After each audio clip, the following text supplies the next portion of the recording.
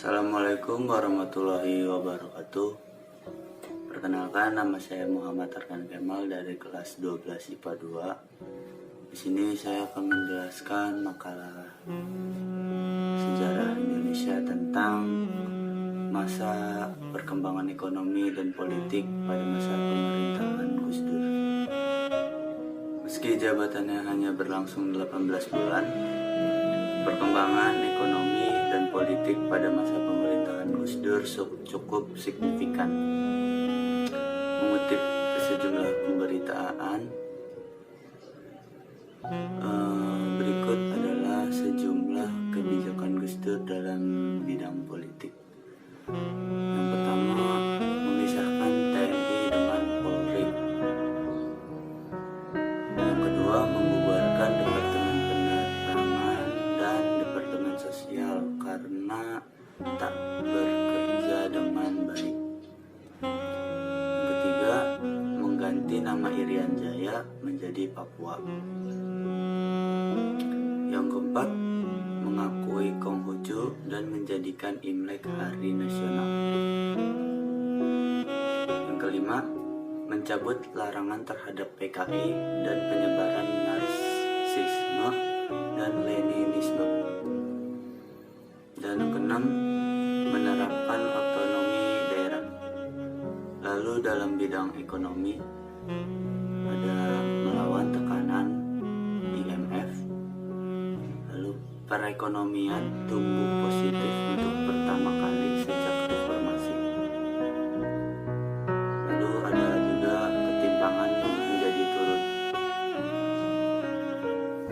Dan di bagian sosial, di era Abdurrahman Wahid yang singkat, sejumlah konflik sosial yang selalu menjadi masalah di Indonesia berhasil diredam. Contohnya di Aceh dan di Papua. Pendekatan Gus Dur berhasil menahan gelombang separatisme tanpa kekerasan militer. Gus Durlah presiden yang berperan membubarkan praktik dui fungsi ABRI. Dia mengembalikan tentara ke barak. Dia juga yang memisahkan angkatan bersenjata menjadi TNI dan Polri. Aspek sosial menjadi perhatian Kiai Nahdlatul Ulama ini. Berkat Gus Dur, tahun baru Imlek yang dilarang pada masa kolonial Belanda dan dipersulit di era Soeharto kembali menjadi hari libur nasional yang dirayakan.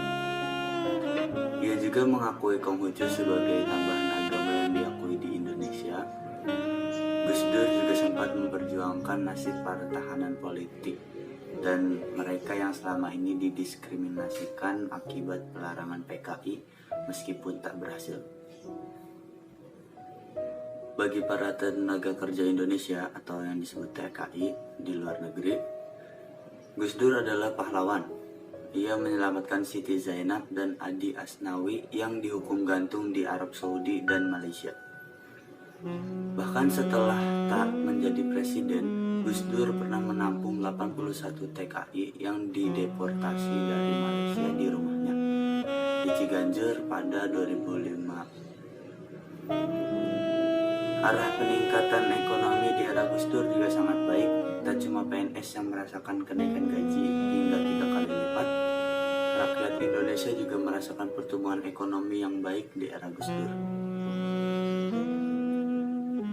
Pertumbuhan ekonomi yang berada di -3 saat ditinggalkan Habibie tumbuh hingga ke 4,9% di tahun 2000. Yang lebih penting, pertumbuhan ekonomi ini dibagi merata sebelum krisis ekonomi pada tahun 1997. Indeks ketimpangan atau rasio gini sangat tinggi. Gus Dur yang tak menginginkan kesenjangan menjadi akar konflik sosial berhasil menurunkan rasio ini hingga 0,31 atau terendah dalam 50 tahun terakhir. Sekian penjelasan dari saya, kurang lebihnya mohon maaf. Wabillahi taufiq wal hidayah. Wassalamualaikum warahmatullahi wabarakatuh.